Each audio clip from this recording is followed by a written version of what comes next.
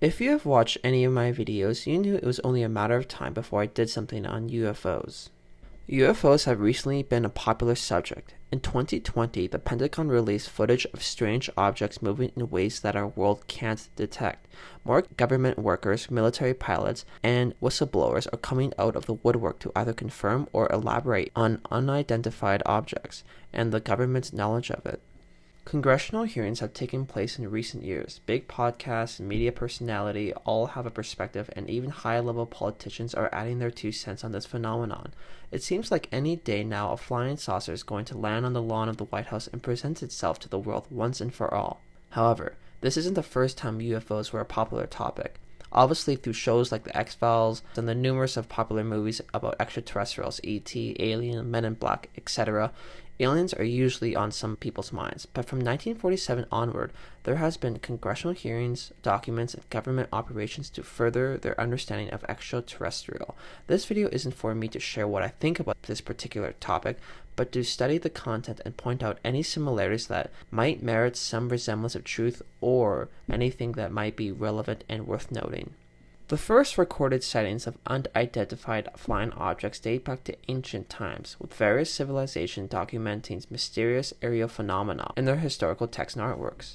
One of the earliest known accounts is from ancient Egypt, where hieroglyphic inscriptions depict strange objects in the sky resembling modern-day UFOs. Similarly, in ancient Indian texts such as the Mahabharata, mention flying chariots and aerial battles that resemble descriptions of UFO encounters. Throughout history, similar accounts of anomalous aerial phenomena has been documented in cultures and around the world, suggesting that the phenomenon of UFO sightings has been a part of human experience for millennia. There has even been recorded claims mentioned in history as early as 240 BC, and possibly as early as 467 BC in ancient China and Rome. These reports of early UFOs have been dismissed, as some have pointed out the similarities between the description and meteor showers as well as Halley's Comet. Many others have made claims of this phenomenon in the end of the 19th century. However, during this time, air balloons and blimps have just been a prominent way of transportation during this time. The most interesting ancient recording of UFOs came in the 11th century when Shen Cao, a Chinese scholar, official, and polymath inventor, documented an intriguing account in his Dream Pool essays. Witnesses from Anhui and Jiangzhou, notably in Yangzhou, reported seeing an unidentified flying object, described as having opening doors and emitting a blinding light from its interior, shaped like a pearl. The object cast shadows from trees within 10-mile radius.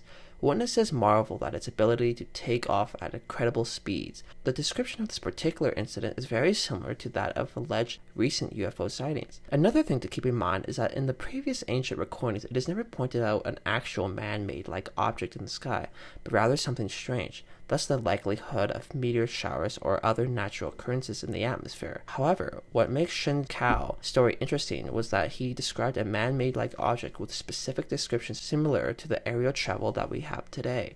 However, the UFOs were never taken seriously until 1947. From June to July 1947 in Roswell, New Mexico, numerous of sightings were reported of flying saucers in the sky, followed by the famous crash.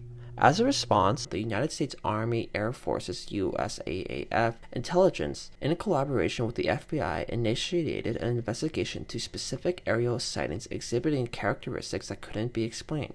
Shortly after, the Air Force investigation decided that, I quote, "this flying saucer situation is not at all imaginary or seeing too much in some natural phenomenon. Something is really flying around." Thus, Project Sign, Project Grudge, and Project Blue Book was created. Project Sign, Project Grudge, and Project Blue Book were 3 successive projects undertaken by the United States Air Force to investigate reports of unidentified flying objects. Project Sign, established in 1947, was the first official U.S. military investigation into UFO sightings, aiming to determine whether these sightings pose a threat to national security. Project Sign evolved into Project Grudge in 1949, which had a more skeptical approach and focused on debunking UFO reports rather than investigating them seriously. In 1952, Project Blue Book replaced Project Grudge after the 1952 sightings in Washington, D.C., and it continued the investigation of UFO sightings until its termination in 1969. Project Blue Book collected and analyzed 12,618 UFO reports, but its findings were inconclusive, and it determined that 701 reports were classified as unexplainable after thorough investigation.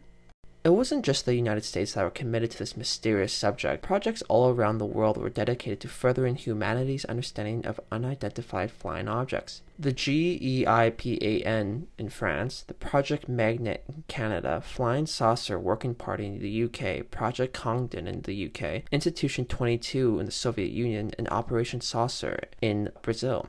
As previously mentioned, UFOs are once again a popular topic as more politicians have been vocal about the possibility of extraterrestrial life. On May 17, 2022, and on April 19 and July 26, 2023, there has been Senate and congressional hearings on this topic of unidentified flying objects. The congressional hearing in 2022 was military officials discussing numerous amounts of military reports of UFOs or UAPs and their potential threat to national security. April 19, 2023, a Senate hearing had taken place that urged the government to dive deeper into the investigation for UFOs. In July 26, 2023, David Grush testified in front of Congress as well as pilots Ryan Graves and David Fravor. The hearing, like the one in 22, was about the many UFO sightings that were witnessed. However, David Grush went a step further and accused the government of being in possession of these crashed UAPs as well as non-human biological beings.